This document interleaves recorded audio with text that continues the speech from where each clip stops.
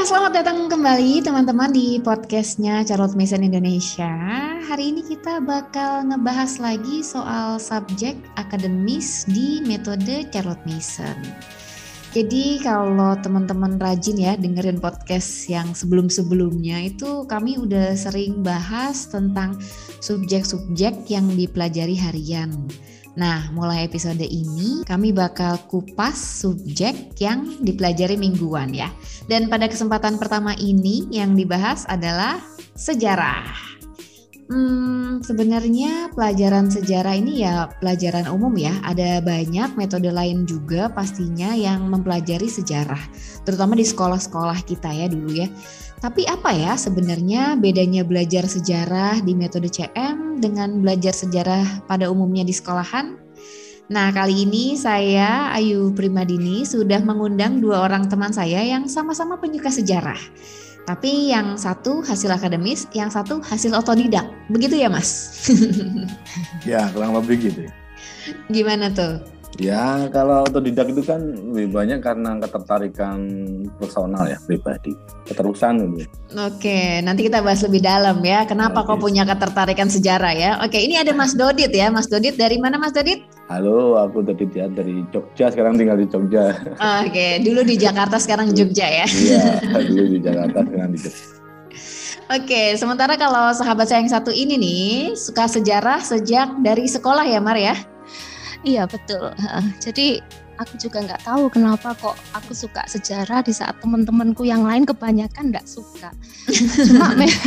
Cuma memang sejak kecil tuh aku ngerasa sejarah itu asik gitu loh. Ya teman-teman semua udah lama nggak ngobrol di podcast. Aku Maria dari Malang. Seneng bisa ketemu lagi ngobrol di sini. Oke, buat yang benci sejarah ataupun yang suka sejarah, yuklah dengerin obrolan kami tentang sejarah.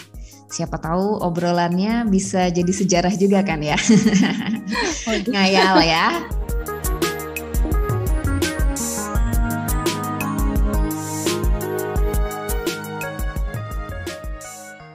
Iya, kalau di sekolah-sekolah tuh ya kebanyakan kan orang tuh pada nggak suka sejarah ya. Karena sejarah tuh pasti bilangnya, aduh sejarah tuh paling males deh, soalnya banyak ngafalin gitu kan. Tanggal-tanggal, nama-nama orang, nama-nama tempat, terus peristiwa apalah, perang apalah gitu loh. Negara mana menaklukkan negara mana lah gitu kan. Terus belum kalau disuruh ngafalin isi-isi perjanjian gitu kan, aduh kayaknya banyak gitu yang harus dihafalin gitu kan. Kalau kalian dulu gimana sama sejarah? Ya, memang kalau kebanyakan gitu ya. Saya dulu juga paling males itu karena gurunya sih lebih banyak. Gurunya itu guru sejarah tuh kayak itu ya, kayak yang di museum gitu nggak iya, sih? bikin ngantuk dia menyampaikan narasinya itu bikin ngantuk, membosankan karena dia cuma ngandelin buku pelajaran yang ya isinya kan kebanyakan cuma fakta-fakta garing gitu ya, fakta-fakta aja ya. Sedangkan belajar sejarah sebenarnya kan tuh kayak kita jalan-jalan itu sebenarnya kan. Balik ke masa lampau gitu kan. Jadi kayak belajar sejarah itu seperti kayak belajar hal-hal yang tua dan ketinggalan zaman gitu. Betul. Mendingan dengerin lagu yang kekinian aja lah daripada belajar sejarah gitu ya. Betul, jadinya kayak gitu. Nah, tapi kok Mas Dudit terus bisa jadi suka sejarah, Mas? Kalau dulunya nggak suka sejarah, turning point-nya apa tuh? SMA itu kebetulan gurunya lah, kayak kebetulan lagi gurunya. Gurunya itu enak, dia jelasin tuh enak. Dia nggak terlalu banyak berpatokan pada buku. Jadi buku itu cuman kayak dia buat pengantar aja. Tapi setiap dia menjelasin di kelas itu, dia enak banget ngomonginnya, jelasinnya, nyontoin gitu. Jadinya saya suka pelajaran sejarah itu, jadi pas SMA itu. Cuman pas paling mengena sebenarnya kesadaran tentang sejarah itu ya baru kuliah ya. Kuliah. Kalau SMA cuma senang, tapi kesadaran itu yang baru muncul waktu kuliah. Apa yang bikin sadar kalau sejarah itu sesuatu hal yang menarik gitu? Waktu itu gara-gara baca buku sebenarnya sih, novel tuh. Novelnya George Orwell yang 1984 tuh. Oke, ya. Itu. Dan dia banyakin ngomongin sejarah kan sebenarnya itu. Ya dia bilang bahwa siapa yang bisa menguasai sejarah itu bisa menguasai masa depan. Siapa yang bisa menguasai masa depan itu akan mengatur masa lampau, masa silam gitu. Jadi dari situ saya mikir iya ya. Nah itu mulai belajar itu, mulai nyari-nyari, mulai apa ya, kesadaran itu tadi muncul gitu, mulai banyak baca buku-buku sejarah. Iya memang akhirnya yang bikin terpantik tuh justru sesuatu yang di luar akademis ya. Buku Orwell itu kan bukan bukunya yang kita pakai dulu pas zaman sekolah juga gitu ya. Betul, bukan. Itu kan cuma apa namanya kayak pertemuan yang nggak sengaja sih sebenarnya sih kayak itu. Kayak jodoh ya. Kalau Maria dengan buku sejarah yang dulu waktu kita sekolah itu kayak gitu yang agak membosankan, kenapa dirimu bisa suka, Mar? Aku merasa sejarah itu beda ya dengan pelajaran-pelajaran yang lain gitu loh. Itu tadi yang aku bilang ya, kayak memantik imajinasi gitu. Jadi meskipun mungkin karena dasarnya aku suka ilmu humaniora ya. Jadi sesuatu yang berhubungan dengan manusia itu menarik buatku. Nah, membayangkan kehidupan di masa lalu yang saat ini tuh sudah enggak aku alami. Nah, itu buat aku tuh kayak penasaran gitu loh. Jadi dulu tuh aku ingat kalau misalnya ganti tahun ajaran baru itu kan selalu dapat buku-buku paket gitu kan. Salah satu buku yang selalu aku baca di awal ketika baru dapat tuh selalu buku sejarah. Enggak tahu, menarik gitu loh. Nah, itu tapi hanya pantikan awal sih memang ya. Karena kalau dilihat secara objektif kan ya memang benar ya, buku sejarah yang dipakai waktu kita sekolah tuh kan memang buku teks yang garing, isinya fakta sepenggal sana sini gitu kan. Betul. Memang seperti itu. Nah, kecintaan terhadap sejarah tuh baru berproses gitu loh di jenjang berikutnya gitu loh Yu. Jadi sama seperti Mas Dodit sih. Zaman aku SMA itu pernah baca bukunya ini loh. Pearl S. Buck itu yang Maharani kalau nggak salah ya. Maharani itu kan cerita tentang itu permaisuri siapa itu? Cixi yang permaisuri terakhir yang menguasai kekaisaran Qing waktu itu. Nah, menurut aku itu menarik sekali buku itu. Jadi dari situ tuh aku belajar cari-cari sendiri tentang sejarah Cina, sejarah Manchuria dan sebagainya. Dan aku mendapati ternyata menarik sekali ya belajar sejarah itu. Gitu. Ya. Sama ya berarti ya ada pantikan dari buku yang memang di luar buku paket sekolah gitu ya. Tapi emang kalau ngomongin pelajaran sejarah di sekolah ini selain masalah gurunya yang kadang-kadang membosankan gitu, terus bukunya juga ya sepenggal gitu kan, terus juga memang porsi sejarah ini kan sedikit ya di sekolah ya, paling 2 jam lah gitu. anak IPS sekalipun gitu, aku dulu anak IPS juga pelajaran sejarah paling seminggu cuma 2 jam gitu kan. Sementara kan pelajaran yang yang matematika gitu kan dianggap pelajaran yang logis, yang penting itu kayaknya banyak gitu mata pelajaran itu dalam seminggu gitu. Sejarah cuma dikasih 2 jam gitu. Iya nggak sih? Kalau dulu kerasa ada diskriminasi ya terhadap humaniora. Iya sih. Kayak ini sih sebenarnya itu kayak pelajarannya nggak keren gitu loh. Pelajaran yang biasa aja. Bahkan kalau kita ngelihat di les-les itu kursusan itu kan nggak ada les pelajaran. Iya. Ya adanya kan. Tapi seru juga ya kamu les apa? Les sejarah gitu. Iya, itu kan sebenarnya kan sejarah gitu. Itu kan nggak ada les bahasa Inggris lah, les matematika lah, les apa, les yang sejarah itu nggak ada. Betul. Benar-benar kayaknya orang-orang tua itu juga nggak peduli juga anaknya nilai jelek gitu. Karena itu nggak penting. Iya, nggak betul. masuk, nggak menentukan nasional, kenaikan kelas kayak gitu itu kan nggak ada. Nggak vital itu loh dalam pendidikan. Betul. Kalau balikin sama bahasan kita pada episode yang lalu, nih kan karena tujuan sekolah itu sendiri sih ya, tujuan sekolah itu kan banyak sekali yang tujuannya sekedar bagaimana mencetak anak-anak yang siap kerja gitu kan, yang bisa masuk universitas yang bergengsi, yang kira-kira bisa nantinya kalau lulus dari universitas itu bisa jadi pekerja yang baik lah gitu kan. Padahal kalau tujuannya itu ya sejarah ya agak-agak terbelakang emang. Maksudnya apa hubungannya kita belajar sejarah gitu kan sama kecakapan kita kelak di dunia kerja gitu kan. Jadi emang kayaknya belajar sejarah itu nggak kepake lah, makanya mungkin sejarah jadi apa ya, sesuatu yang dipinggirkan gitu ya. Nah, ini kan beda banget ya Maria sama pandangan Charlotte Mason ya soal sejarah ya. Kalau Charlotte Mason bahkan menganggap sejarah ini pelajaran kedua paling penting setelah pelajaran ketuhanan ya. Betul. Ya memang kalau belajar humaniora tuh kalau dipikir-pikir dengan apa ya, dengan kacamata orang zaman sekarang ini kan rasanya nggak penting, kan nggak berhubungan langsung dengan skill gitu loh, ya toh nggak ada hubungannya dengan gitu. Skill.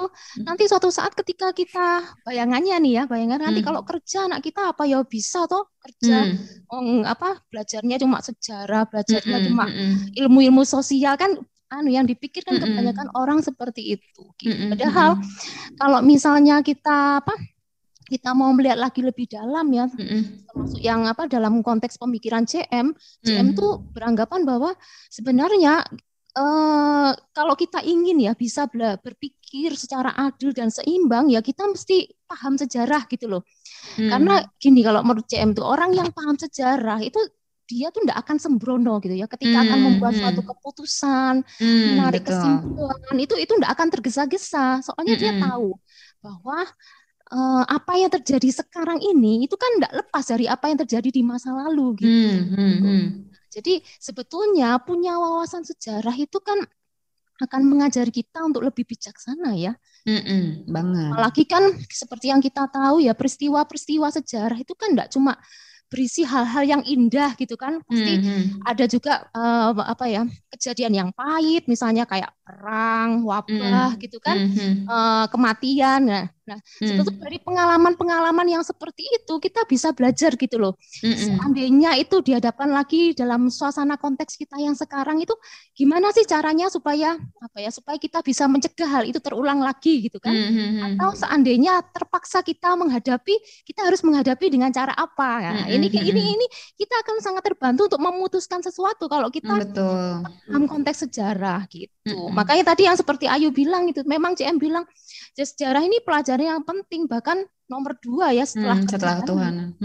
Ya memang CM bilang kalau nanti ketika anak itu punya minat, punya pengetahuan akan sejarah, lalu dia berkenalan dengan peristiwa-peristiwa sejarah, lalu pengalaman para tokoh sejarah itu kesadarannya ya pelan-pelan itu akan terpantik gitu loh, bahwa suatu saat dia juga itu dipanggil untuk menjalankan peran-peran yang sama seperti para tokoh-tokoh besar itu. Betul. Untuk melayani negerinya sendiri gitu. Jadi memang akhirnya belajar sejarah terus pelan-pelan juga sebetulnya akan menumbuhkan juga semangat patriotisme ya. Belajar sejarah tuh ya memupuk karakter banget ya sebenarnya ya. Terutama kalau sejarahnya baca dari buku-buku yang hidup gitu ya. Yang bisa bikin anak-anak berimajinasi, yang bisa bikin anak-anak tuh melayang jauh ke belakang gitu kan. Akhirnya mereka apa yang ada di dalam benak mereka itu bukan cuma yang tadi ya, cuma sekedar hidupku nih bagaimana ya gitu, lagu yang kekinian apa, tren baju yang kekinian apa gitu, bukan sekedar yang ngomongin yang kekinian tapi juga berpikirnya jauh lebih luas gitu, karena wawasannya luas jadi dia cara berpikirnya pun lebih luas, dan ketika cara berpikirnya lebih luas dia pun punya kepedulian terhadap orang lain ya, bukan hanya peduli pada dirinya sendiri, karena sadar bahwa dalam sejarah itu kan semua saling berkesinambungan dan semua saling bersatu gitu kan, ada hubungannya, ada hubung kaitnya gitu kan, jadi ya nggak bisa juga kalau kita hanya memikirkan diri kita sendiri gitu. Betul. Sebenarnya kan kalau kita itu belajar sejarah itu kan jadi terdidik untuk berpikir runut sebenarnya. Karena kan kalau kita belajar sejarah itu kan kita tahu babakan-babakan kan, tahu runtutan-runtutan kan. Betul. Kalau udah terbiasa berpikir logis gitu, semua pelajaran-pelajaran sains gitu, misalkan kita yang anak-anak belajar matematika gitu kan, itu bisa nyambung gitu loh. Nyambung. Jadi sejarah itu nggak berdiri sendiri sebenarnya. Itu juga berrelasi dengan pelajaran-pelajaran yang lain. Cuma juga belajar matematika, karena kalau nggak paham bahwa itu sebenarnya ngomongin logika. Nah, di sejarah itu sebenarnya juga membantu itu pelajaran matematika itu. Karena kita kan ngelihat misalkan bikin timeline-nya gitu kan. Oh, ini tahun Mesir kuno tahun segini sampai segini. Sebelumnya ada zaman purba itu ada sebelumnya ada zaman es dan sebagainya kan itu kan babakan itu kan membuat kita berpikir runut. Dan orang yang sudah biasa belajar sejarah itu kan jadi tahu bahwasannya tidak ada satu hal pun di dunia ini yang tiba-tiba ada. Itu pasti ada alasannya, penyebabnya, sejarahnya. Gitu. Ibarat pohon tuh selalu ada akarnya, dia nggak berdiri sendiri, dia harus ada pegangannya, pondasinya. Nah, sejarah itu sebenarnya pondasi itu. Gitu. Kalau kita udah belajar sejarah, kita paham. Jadi ketika melihat seperti yang tadi disampaikan Mbak Maria, juga menilai segala sesuatu itu nggak gerusa-gerusu. Bisa lebih tenang, lebih adil sejak dalam pikiran gitu loh. Betul. Karena udah terbiasa runut tadi itu. Begitu, kira-kira begitu sih kalau belajar sejarah itu yang saya pahami ya. Mungkin kalau ngelihat situasi sekarang ini kan banyak ya. Aku sih kalau misalnya baca berita gitu terus ngelihat komentar-komentar netizen gitu yang gampang sekali disulut gitu ya ketika ada yang ngompor-ngompor itu kadang kan memang miris ya. Tapi memang ternyata ya itu fenomena gitu ya, fenomena yang terjadi gitu loh di zaman kita sekarang gitu, begitu gampang gitu.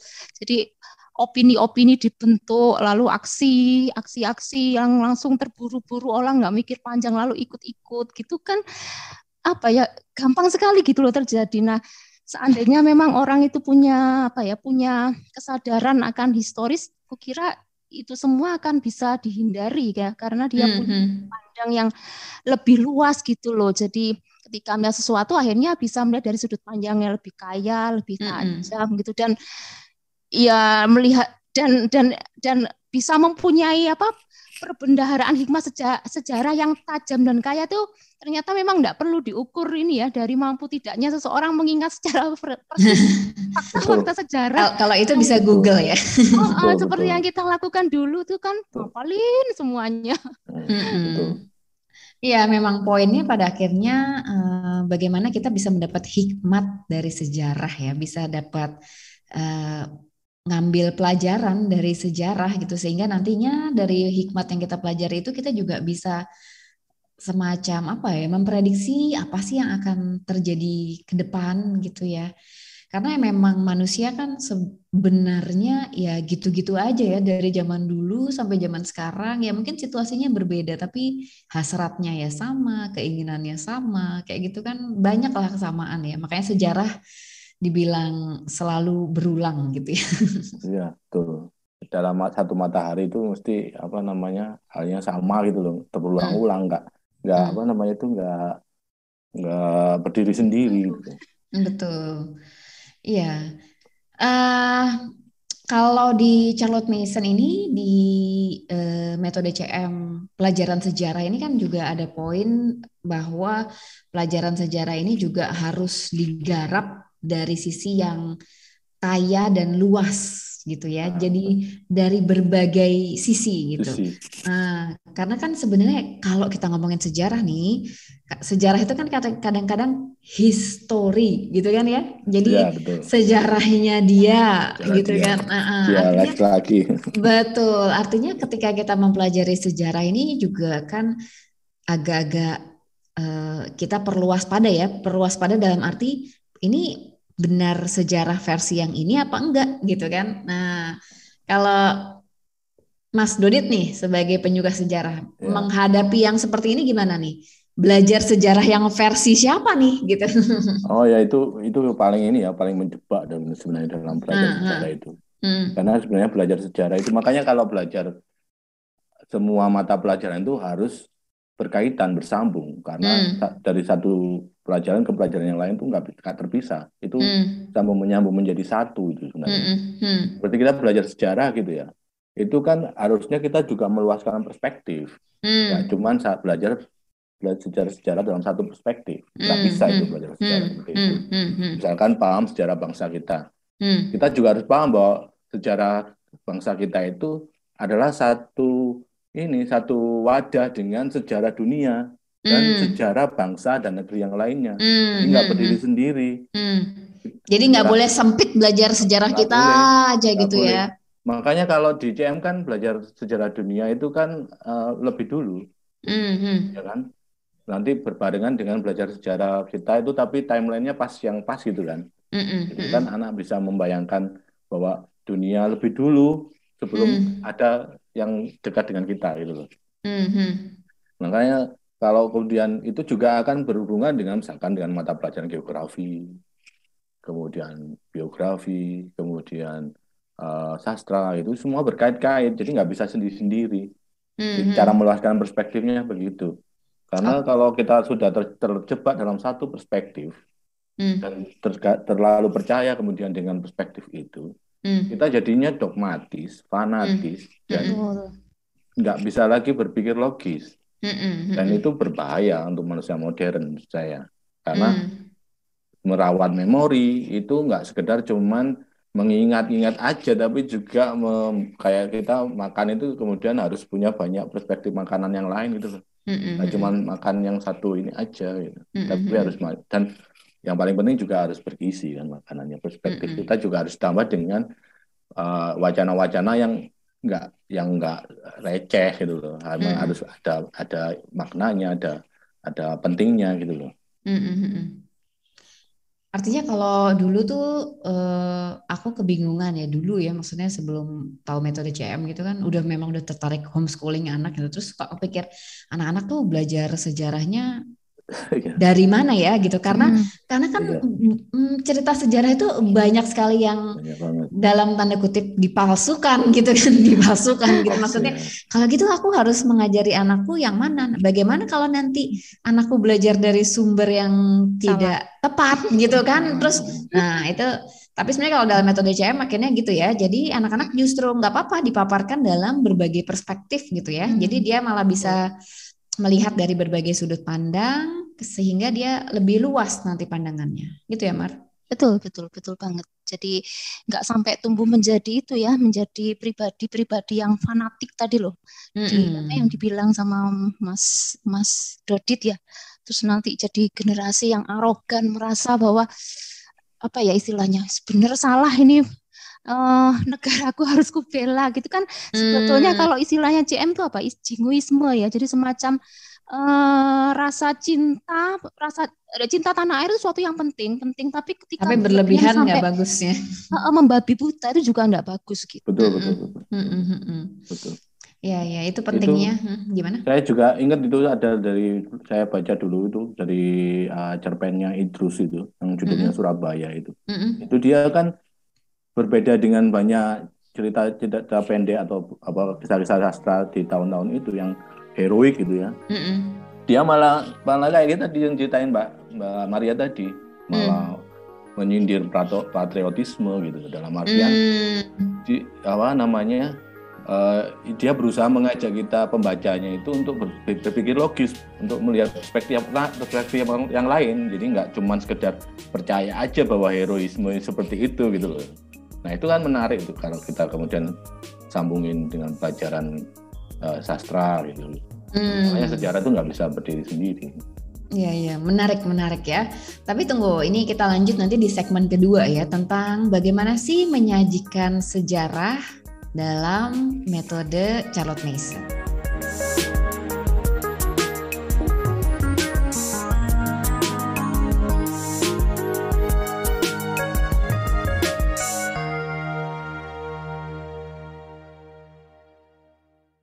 Iya, kalau tadi kita udah ngebahas ya soal kenapa sih belajar sejarah itu penting, dan ya memang penting ya sebagai salah satu sarana buat anak-anak untuk meluhurkan karakternya mereka juga. Nah, yang kemudian jadi pertanyaan kita kan, gimana nih cara menyajikannya supaya apa yang kita cita-citakan itu bisa terwujud. Nah, kalau dirimu gimana, Mar? Yang jelas sih memang kalau kita mencoba menjejalkan ya terlalu banyak itu kan memang akhirnya kontraproduktif ya. Jadi kalau kita merasa ambisius gitu, oh ini harus semuanya tahu, tapi modelnya harus anak itu dijejali gitu, nanti malah nggak akan produktif gitu, karena pemahaman anak terhadap sejarah justru akan menjadi dangkal dan samar-samar. Maka kalau dalam CM ya sama sebetulnya prinsipnya dengan subjek-subjek yang lain.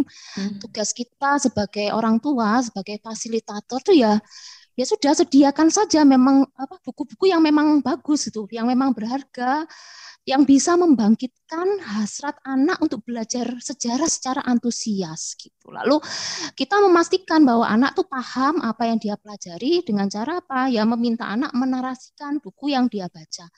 Mau narasi tulis atau tertulis. Yang jelas ya itu tadi, nggak usah kebanyakan ceramah gitu ya. Karena itu sangat tidak menyenangkan. Ini prinsip yang sangat prinsip ya dalam metode CM.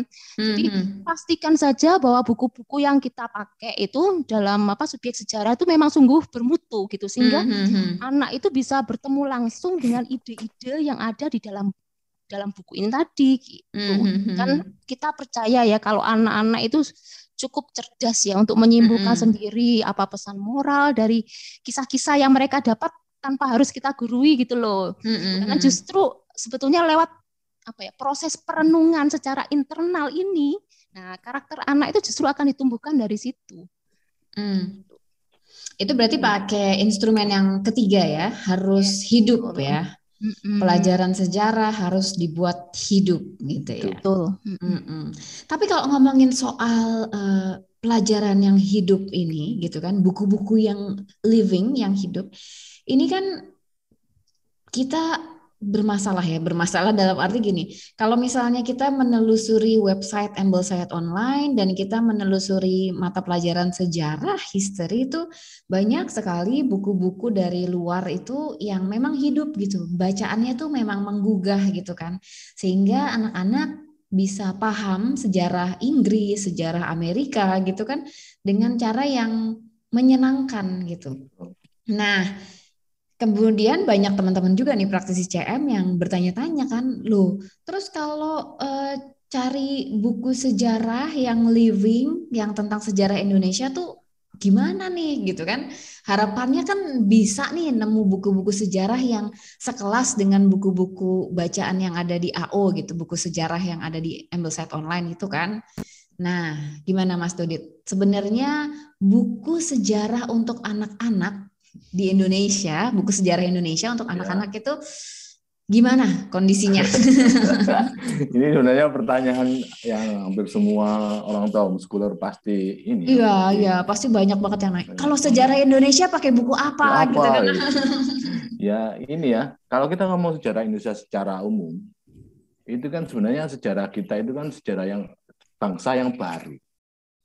Kita baru merdeka aja 1945. Jadi sejarah dibandingkan dengan misalkan Inggris, Amerika, atau Eropa ya, negara-negara Eropa, kita itu masih masih baru gitu loh. Bahkan untuk babakan sejarah aja, kita itu sebenarnya masih pro kontra. Apakah misalkan sejarah Indonesia sebelum 1945 itu bisa disebut sejarah Indonesia, sedangkan waktu itu belum ada negara Indonesia. Nah itu juga masih pro kontra. Ataukah sejarah Indonesia itu dimulai dari 1945, sebelum itu disebut pra Indonesia, itu juga masih pro kontra. Jadi ketika kita bertanya buku pelajaran sejarah kita kok susah ya nyarinya yang ini ya, yang living gitu ya. Ya jawabannya sih bukan susah, tapi karena sejarah kita itu memang masih dalam perjalanan menuju gitu loh, yang baik gitu ya. Dan memang tidak ada buku pelajaran sejarah untuk anak-anak, terutama untuk form 1 itu yang living itu memang menurut saya hampir tidak ada. Jadi kalaupun ada, misalkan buku-buku pelajaran sejarah tahun-tahun 70-80-an gitu ya. Yang tipis-tipis kan, itu ya. Rata-rata mungkin sastrawi gitu ya. Bisa lah, oke lah kita sambung-sambung dikit sastrawi gitu, naratif gitu ya. Tapi fakta-faktanya juga masih perlu kita betul. Kalau dibandingkan dengan buku-buku yang misalkan kita lihat di Ambleside Online ya untuk form 1, itu jauh gitu loh. apa namanya itu jangkauannya itu masih jauh, belum nyampe ke situ. Kalimatnya terlalu pendek-pendek, anak-anak jadi kayak sekedar dikasih, ya meskipun nggak garing-garing banget, tapi ya masih sebenarnya masih tergolong garing kalau kita bandingin dengan buku saat online gitu loh. Ambil contoh aja misalkan buku yang George Washington-nya Doler itu ya. Itu kan gambarnya aja mulai dari depan gambarnya udah menarik banget. Cakep kan, dibuka gitu kan anak langsung wih ini warna-warnanya kan meriah gitu. Terus apa namanya bahasanya enak banget. Jadinya kalau kita bandingin dengan buku pelajaran kita gitu, buku sejarah lokal ya nggak ada untuk anak-anak yang kayak gitu. Tapi untuk yang form atas, mulai misalkan untuk form 2, 3, 4 itu udah mulai kelihatan tuh ada beberapa buku yang oke gitu. Tapi yang juga mutunya juga nggak akan se-living yang di luar itu gitu. Ini terkait dengan sastra Indonesia yang juga belum semaju sastra di luar juga ya Mas sebenarnya ya? Betul. Dan kebanyakan buku sejarah lokal itu Indonesia sentris Mbak Ayu. Oh, jadi perspektifnya itu perspektif nasional kita gitu loh. Iya. Beginian nunjukin nasionalisme, patriotisme gitu ya. Misalkan contohnya kayak misalkan ambil contoh aja buku tentang Sultan Hasanuddin gitu ya. Sultan Hasanuddin kan dari Makassar. Dan itu waktu itu dia ada kan belum ada Indonesia. Tapi kita sebutnya sih pahlawan nasional gitu. Sebenarnya kan itu agak kontradiktif kan. Betul. Aneh misalkan kecuali kalau misalkan kita ngomong sejarah setelah 1945 ya, misalkan ngomongin Sudirman atau Soekarno atau Hatta gitu, itu kan masih oke lah karena itu bersinggungan dengan Indonesia modern gitu loh. Tapi kalau misalkan Hasanuddin, Imam Bonjol dan sebagainya itu ya itulah problem di dunia sejarah ya, sejarah kita itu. Jadi masih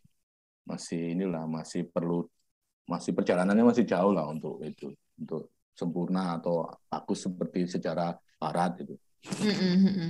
Artinya problemnya bukan hanya ada di bukunya atau kualitas sastra dari suatu buku sejarah, tapi juga di konten sejarah itu sendiri ya Mas ya. Betul, itu bisa dibilang gitu ya. Lebih ke situ sih kalau menurut saya sih. Jadi kita nggak berusaha nyalain buku-bukunya juga gitu. Betul. Memang nggak bisa dipungkiri ya, cari buku sejarah yang living itu susah sekali. Kalau sejarah dulu, Indonesia ya. Sejarah Indonesia maksudku, sorry ya. Dulu CM tuh kan pernah bilang betapa sulitnya mencari buku bacaan yang tepat bagi anak-anak di tiap-tiap pelajaran. Nah, itu CM yang sebetulnya di Inggris ya, konteksnya di Inggris, terus buku-buku mereka yang sebetulnya berlimpah saja ya. Bilang gitu ya. Jadi bisa dibayangkan situasi kita di Indonesia dengan dengan gambaran yang tadi digambarkan Mas Dodit tuh loh. Pasti susah sekali cari buku sejarah yang tepat, dan ini memang sangat menantang ya. Tapi gini, prinsip yang bisa kita pegang saat memilih buku pelajaran untuk anak itu ini selalu kita harus menjauhkan buku pelajaran yang hanya berisi ringkasan fakta. Kukira ini penting ya untuk kita ingat-ingat gitu loh. Jadi kalau misalnya ada buku meskipun ditulis untuk anak-anak, buku sejarah maksudku, meskipun ditulis untuk anak, tapi itu hanya fakta sepenggal garing, itu lebih baik nggak usah diberikan gitu loh. Jadi kalau memang benar-benar nggak tersedia buku pelajaran sejarah untuk anak yang memenuhi standar living book tadi gitu, lebih baik itu anak dibacakan buku sejarah untuk orang dewasa gitu. Tapi mungkin akan lebih berat ya. Maka tugas kita ini sebagai fasilitator ini mungkin menyunting gitulah, menyunting. Lalu kalau memang ada bagian-bagian yang nggak perlu dicerna anak saat ini ya sudah dilompati saja.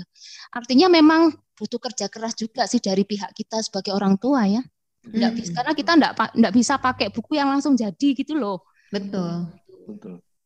Dan memang sepanjang yang saya tahu ya, kalau sejak saya belajar CM, dan ini salah satu ketertarikan saya terhadap metode ini adalah bahwa kita bisa pakai buku buku yang bergenre apa aja untuk sebuah mata pelajaran itu. Misalkan untuk sejarah, tata pelajaran sejarah, kita bisa pakai buku sejarah, bisa pakai sastra gitu, novel, puisi, drama gitu ya.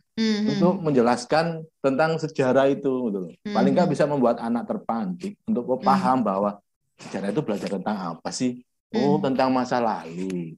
Oh, tentang kehidupan yang dulu. Oh, tentang nuansa-nuansa yang ada di zaman dulu gitu. Yang sekarang kita nggak alami tapi ternyata dekat sama sekitar kita gitu. Itu cukup itu aja sebenarnya anak-anak sudah paham kok, tanpa harus kita kasih tahu sejarah itu tentang ini loh, tentang Pangeran Diponegoro. Pangeran Diponegoro itu lahir tahun ini, kemudian ada perang Jawa tahun ini sampai ini. Anak-anak itu sebenarnya malah ini cerita tentang apaan sih gitu.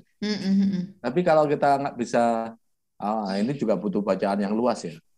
Bacaan yang luas itu karena itu jadinya kita ini pakai ini misalkan dramanya Sanusi Pane Kertajaya. Kita bisa ini Kertajaya ini hidup zaman Majapahit gitu. Dan jelasin ya ini ceritanya kayak gini. Ada intrik-intriknya gitu. Sejarah ternyata juga belajar tentang itu gitu kan. Sama kayak Shakespeare gitu. Shakespeare, Hamlet gitu kan juga kayak gitu. Nah, itu kan belajar tentang tokoh sejarah yang hidup di masa itu gitu loh. Kurang lebih sama kayak gitu. Itu menariknya belajar CM sih. Makanya saya, ini oke nih metode ini karena kita bisa pakai. Misalkan kayak bukunya apa itu yang buku tentang alam itu Indonesia itu Albert Wallace itu. Alfred Wallace. Kepulauan Nusantara. Kepulauan Nusantara. Itu kan nggak sekedar pelajaran geografi kita. Betul. Alien kita kan pakai sejarah pun bisa. Nah, itu maksud saya sih menariknya belajar pakai metode CM itu.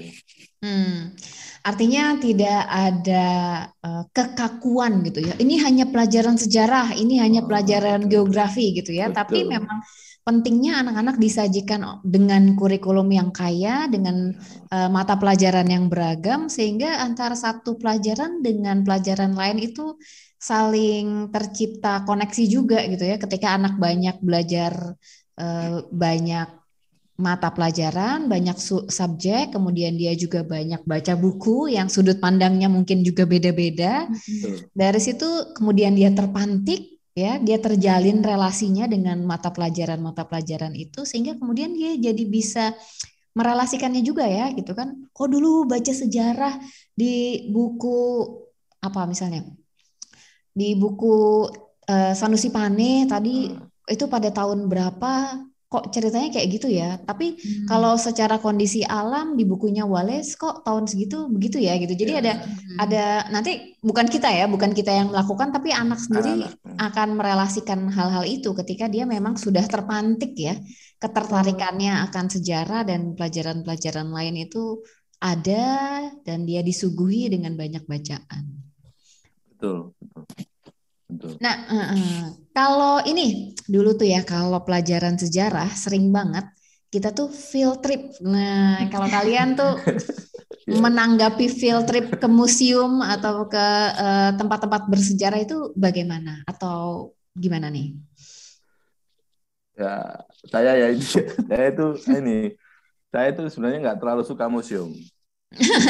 Padahal suka sejarah ya. Padahal suka sejarah.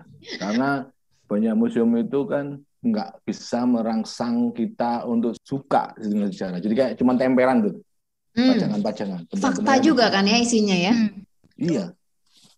Jadi kalau kita ngajak anak-anak ke museum itu sebenarnya ya cuma sekedar jalan-jalan ngeliat-ngeliat gitu aja. Jadi apakah kemudian anak-anak terpantik atau apa? Menurut saya kok enggak ya. Kecuali kalau anak-anak itu di rumah sudah terbiasa dengan pelajaran sejarah, menarasikan, juga kemudian disuguhi dengan kurikulum yang kaya itu, saya yakin sih kalau misalnya diajak ke museum pasti ini. Soalnya saya juga punya pengalaman dengan anak saya ya. Itu kalau misalkan habis dari dulu waktu masih tinggal di Jakarta, habis dari Museum Nasional itu dia pasti pulang untuk kemudian buka. Kebetulan saya ada ensiklopedi gitu ya. Ensiklopedi itu buka, ini patung yang tadi di sana ya, Bang. Maksudnya dia pernah buka, tapi kan itu saya nggak tahu kapan gitu. Karena waktu itu belum ngajarin kan. Jadi menurut saya anak-anak itu sebenarnya kalau di rumah udah dibiasakan dengan yang pelajaran-pelajaran kayak gitu, baru nanti kalau bawa ke museum itu pasti nyambung. Iya, Tapi kalau iya, nggak iya. pernah dipaparkan di rumah, Mm-mm. nggak pernah di pendekatannya nggak pernah disampaikan di rumah gitu, tiba-tiba dibawa ke museum. Terus saya ngerasa kok nggak nyampe ya gitu ya. Betul, betul. Sepanjang ingatanku juga dulu waktu sekolah kalau field trip ke museum, aku nggak ada yang inget sih apa yang ada di museum itu. Iya. Mm-mm. Kalau kata CM tuh itu ya, sebenarnya seperti kata Mas Dudi tadi ya, kalau kata CM itu prinsip pertama adalah paparkan ide, ketika di benaknya sudah tergugah, ide-ide itu sudah bergerak-gerak jadi imajinasi dan dia sudah tumbuh ketertarikan, maka ketika dia datang ke museum itu rasanya akan berbeda dengan ketika dia nggak tahu apa-apa dia datang ke museum gitu ya. Itu pasti rasanya beda banget ya. Tapi ketika dia sudah baca buku-buku yang living, terus begitu dia ke museum, dia akan wah, itu dia tuh W.R. Supratman gitu. Ada patungnya gitu kan, itu jadi ada lebih kerasa relasinya gitu ya. Betul. Jadi logikanya jangan dibalik ya Yu ya. Jangan jalan-jalan dulu terus mengharapkan anak langsung bisa berelasi gitu kan. Karena sebetulnya kadang kita tuh ekspektasinya terlalu tinggi ya. Kalau memang misalnya nih lagi jalan-jalan ke mana tuh, ke Sragen tuh, mana yang ada museum manusia purba gitu kan, bener ya, Sragen ya? Ya, Sangiran. Ya. Nah itu kan memang kita pas jalan-jalan, oh ini menarik nih, mumpung lagi datang ke sini nih, kalau nggak mampir kan sayang. Oke lah kita ngajak anak-anak, tapi ya ke sana itu ya sudah, ya memang seperti yang dibilang Mas Dodi, tujuannya ya jalan-jalan aja, lihat-lihat, tidak usah berharap lebih. Kalau memang anak nggak punya bayangan apapun tentang itu sebelumnya. Betul. Biarin aja. Memang belum lagi kalau di situ kan isinya cuma fakta ya. Ada tanggal berapa, ada tempelan-tempelan di museum itu biasanya isinya fakta-fakta semata. Ya, artinya memang relasi dengan pengetahuan ini bisa dibilang bukan sesuatu yang instan ya. Hanya dengan jalan-jalan sekali lalu tercipta relasi kan ya nggak gitu ya. Nggak bisa. Betul banget. Panjang ya prosesnya ya. Dan kalau dalam metode CM ini biasanya belajar sejarah seharusnya disusun secara kronologis, gitu ya, Mar? Betul. Kalau menurut CM ya memang seperti itu ya. Jadi maksudnya itu supaya anak itu bisa mempelajari tokoh-tokoh dan peristiwa sejarah itu secara berurutan gitu loh. Mulai dari yang paling kuno sampai ke yang paling modern. Jadi anak itu bisa melihat bahwa ternyata rentang suatu peristiwa sejarah itu terjadi dalam suatu kurun waktu gitu loh, dalam satu timeline terus berurutan dari yang paling kuno sampai yang paling modern gitu. Anak bisa melihat sampai ke situ. Nah, kalau di sekolah CM dulu memang ini ya, sejarah itu dipelajari dengan cara rotasi. Jadi kan anak itu sekolah mulai kelas 1 sampai kelas 12 gitu ya. Nah, itu rotasinya ada 2 kali. Jadi dalam masa 12 tahun itu kalau di sekolah CM itu anak itu akan 2 kali mempelajari satu periodisasi yang sama. Misalnya gini, kelas 1 sampai kelas 6 ya, dia belajar periodisasi dari masa kuno sampai masa modern gitu ya. Nanti dia dari kelas 7 ke kelas 12 dia akan mengulangi lagi periodisasi yang dipelajari sebelumnya dari kelas 1 sampai kelas 6, hanya memang materi-materinya tuh lebih mendalam, lebih detail gitu loh.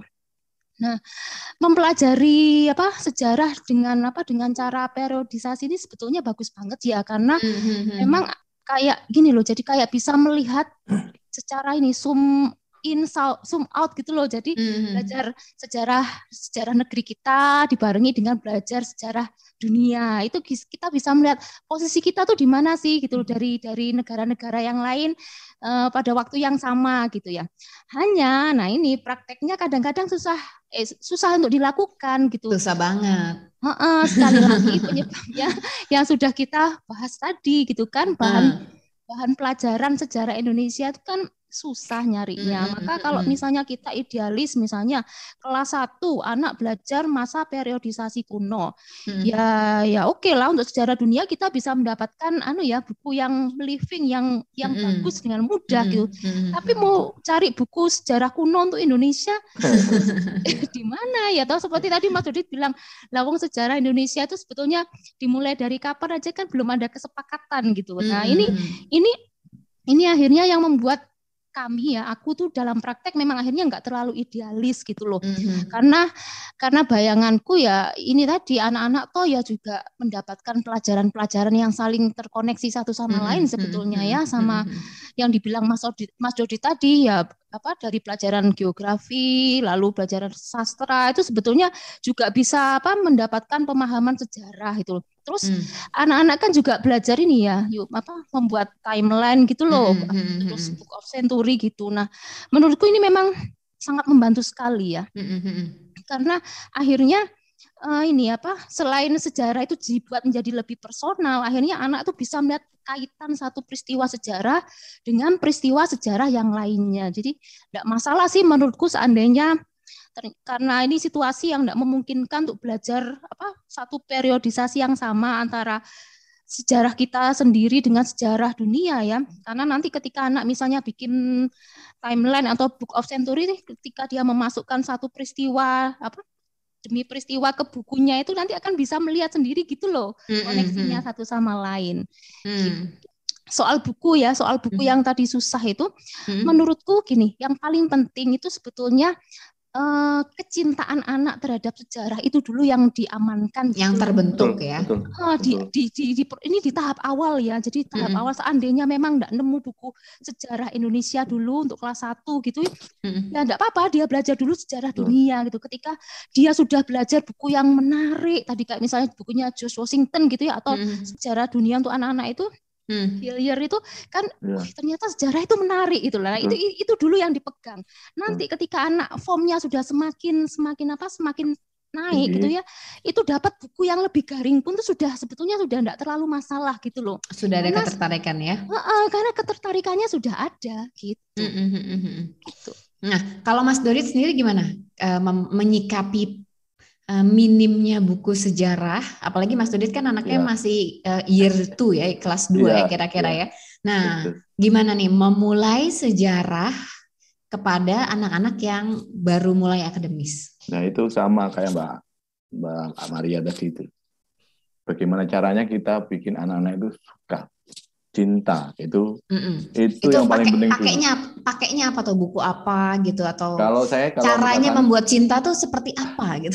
Nah, itu sebenarnya menurut saya setiap orang tua harusnya tahu anaknya dulu ya.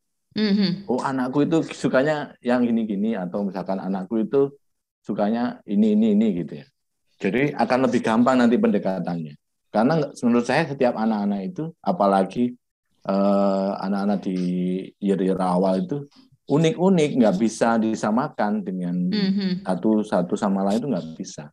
Oh, ini tipenya lambat, ini nggak bisa digagas, berarti harus gimana? Itu kan juga penting kan sebenarnya. Kalau misalkan anak saya, memang lebih banyak saya sampai ini memang buku-buku sastra ya sebenarnya. Sastra yang bermuatan sejarah, atau tipis-tipis ngikutin ada sejarahnya gitu.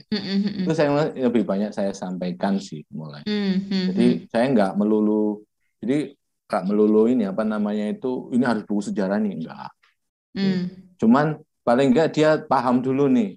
Oh, sejarah itu belajar tentang masa lalu, tentang kehidupan zaman dulu, tentang orang-orang zaman dulu gitu loh. Itu aja, paham itu aja udah bagus. Makanya di buku yang Hillier itu, Charles Story of the World itu ya, itu menurut saya buku yang bagus banget itu. Iya, betul. Kalau dipakai untuk anak-anak itu, meskipun kalau problemnya di bahasa Inggris ya, bahasa Inggris itu, tapi menurut saya pelan-pelan aja disampaikan tuh anak-anak pasti paham kok. Itu aja sih sebenarnya. Kalau misalkan nggak paham ya udah jangan dipaksain gitu loh. 5 menit gitu nggak paham ya udah berhenti, besok lagi gitu. Atau minggu depan lagi gitu. Nah, kalau itu bisa kita konsisten gitu ya. Tapi kita juga harus menunjukkan kecintaan kita pada sejarah ya. Kalau kita sendiri sebenarnya nggak suka sejarah juga nggak bisa. Anak gitu loh. Atmosfer penting. Nah, atmosfer itu paling penting. Kalau kita sebenarnya udah males baca sejarah, itu juga akhirnya anak-anak juga males gitu loh. Betul. Tanpa kita suruh-suruh pun anak-anak udah tahu kalau orang tuanya aja males kok. Nah, anaknya juga males pasti gitu loh. Kalau pengalaman saya memang saya tarik ulur sih pakai buku itu. Kelihatan dia bosan gitu, saya lari ke yang lain gitu, ke yang lain gitu. Sampai saya rasa ini udah bisa nih stepnya kita ke sini nih gitu. Baru kayak gitu. Jadi misalkan kayak bukunya Soekarno itu ya, apa sih di Adams itu. Itu kan di bab yang 1-2 itu kan masih oke ya. Jangan dikasih yang pengantar ya. Pengantar itu udah adult banget itu, dewasa banget. Tapi yang 1-2, bab 1-2 itu oke banget. Atau bukunya Hatta, biografinya Hatta itu. Itu bab awal-awal kan oke banget tuh. Untuk anak-anak kalau misalkan cuma untuk form 1, form 2 itu. Form 1 ya. Year 1-2 itu masih nggak masalah, itu masih oke gitu loh. Paling nggak anak-anak tahu kan, oh iya ya, ada ya orang zaman dulu namanya Hatta gitu. Oh ada ya orang zaman dulu namanya Soekarno. Oh ternyata mereka bapak bangsa. Nah, itu juga penting kan. Seperti misalnya kita sampaikan tentang George Washington, tentang Abraham Lincoln gitu. Itu kan kurang lebih sama gitu. Kalau kita paksain nyari yang memang buku sejarah untuk anak-anak, menurut saya kok jadinya kayak mengada-ada gitu. Iya betul. Memang kalau selain tadi ya poinnya satu di masalah atmosfer ya, kalau orang tuanya nggak suka sejarah juga ya gimana anaknya mau suka, itu susah ya. Iya susah. Dan poin kedua juga memang pemilihan buku ini penting ya. Aku pun memakai teknik yang sama seperti Mas Dodit. Jadi aku bacain mereka biografi, tapi kerap kali biografinya nggak habis gitu aku bacain. Jadi cuma di masa-masa awal ya. Dan error ya Yu ya. Bukan, memang sengaja tidak aku teruskan. Oh iya ya. Karena ya setidaknya mereka tahu bab awal tentang pengenalan tentang Soekarno gitu kan, pengenalan awal tentang Gus Dur gitu. Karena nanti cerita berikutnya itu udah terlalu dewasa lah ya. Ya terlalu kompleks lah buat anak-anak seumuran mereka gitu. Makanya kita ditunda ya itu ya. Iya, itu ditunda. Jadi artinya baca 2 bab awal, habis itu oke, kita baca yang lain lagi gitu. Kalau aku pribadi merasa itu tidak masalah karena kan memang tidak harus kita selesaiin 1 buku dulu gitu. Setidaknya dia tahu aja gitu kan, ada tokoh namanya ini, cerita masa kecilnya seperti ini. Betul. Gitu kan. Setidaknya kayak gitu kan. Sama kan kita juga tahu George Washington kan, dari cerita itu kan George Washington yang pernah punya kapak gitu ya sama bapaknya kan, kayak gitu-gitu ya. Ada cerita-cerita kecil kayak gitu aja kan membuat giliran suatu saat mereka mendengar George Washington, kayak udah tahu tuh gitu kan, kayak kenal kan kayak gitu kan. Kayak gitu sih. Jadi kalau aku juga makanya suka bingung ya kalau ditanya buku sejarah Indonesia buat anak-anak apa gitu. Apa ya gitu. Tapi ya biasanya aku pakai kayak gitu aja caranya, sama kayak Mas Dodit ya. Jadi sedikit-sedikit. Dan poin berikutnya juga mungkin penting kita bacakan ya. Yang membacakan itu orang tua. Betul. Ya, karena ada juga orang tua yang ya udahlah dikasih aja nih ke anak, bukunya bagus gitu. Padahal di tahap-tahap awal ini penting banget kalau yang bacain itu orang tua, biar itu ya atmosfernya kerasa, energinya tuh kerasa gitu. Kita membentuk di situ juga gitu kan. Dan itu juga termasuk untuk menyunting sesuatu yang sebetulnya belum perlu. Betul. Anak saat ini ya toh. Ya. Nah, belajar sejarah sebenarnya kan pentingnya juga melatih sense itu. Ya, betul. Kalau sense-nya nggak dapat, belajar sejarah itu juga nggak dapat. Penting itu. Penting itu. Iya, jadi poin penting dalam belajar sejarah di metode CM adalah balik lagi ke prinsip-prinsipnya CM sendiri ya. Jadi dia harus kaya, dia harus menyajikan kurikulum yang kaya, terus begitu dia harus luas, wawasannya harus luas, kemudian harus ada atmosfer dari fasilitator, orang tua ataupun gurunya, kemudian juga harus mengandung ide-ide hidup. Terus penting juga bahwa dalam belajar sejarah pun kita menerapkan disiplin ya, latihan habit juga ya. Habitnya dalam arti di sini ya tidak langsung menjejalkan seperti kata Maria tadi, yang sedikit-sedikit aja tapi konsisten itu jauh lebih baik dibanding kita tiba-tiba menjejalkan banyak fakta ke anak-anak yang mereka juga kebingungan gimana ngunyahnya ya. Oke, dan sama terakhir itu ya tadi ya, jangan lupa juga sebagai dokumentasi dari bagaimana anak menjalin relasi dengan tokoh-tokoh yang sudah dibacanya juga penting buat anak-anak untuk memiliki book of centuries ya, atau timeline sejarah yang isinya tentang pada tahun berapa ada peristiwa apa gitu ya. Teman-teman bisa googling lebih lanjut, cari tahu lebih lanjut nih, contoh-contoh book of centuries juga akan banyak teman-teman temukan ya di situs-situs yang bercerita tentang metode Charlotte Mason. Kalau kita soalnya ini audio ya, jadi nggak bisa nunjukin, nggak bisa nunjukin. Oke, terima kasih Maria dan Mas Dodit udah nemenin ngobrol-ngobrol hari ini tentang sejarah. Semoga teman-teman punya sedikit gambaran ya sekarang tentang gimana belajar sejarah dalam metode Charlotte Mason. Kalau masih punya pertanyaan, masih punya sanggahan atau komentar apapun tentang belajar sejarah dalam metode Charlotte Mason, kami tunggu sekali ya, bisa mampir ke Instagram kami di @charlottemason_id atau di YouTube channel kami Charlotte Mason Indonesia, atau juga di Facebook ya, komunitas Charlotte Mason Indonesia. Nanti komen-komen di situ sehingga nanti kita bisa punya ruang untuk berdiskusi lebih lanjut tentang sejarah ini. Terima kasih teman-teman sudah mendengarkan. Sampai jumpa di episode berikutnya yang masih akan tetap ngobrolin sejarah. Tapi kita akan mengundang seseorang yang lain lah ya. Oke. Siapa dia? Tungguin minggu depan. Sampai jumpa.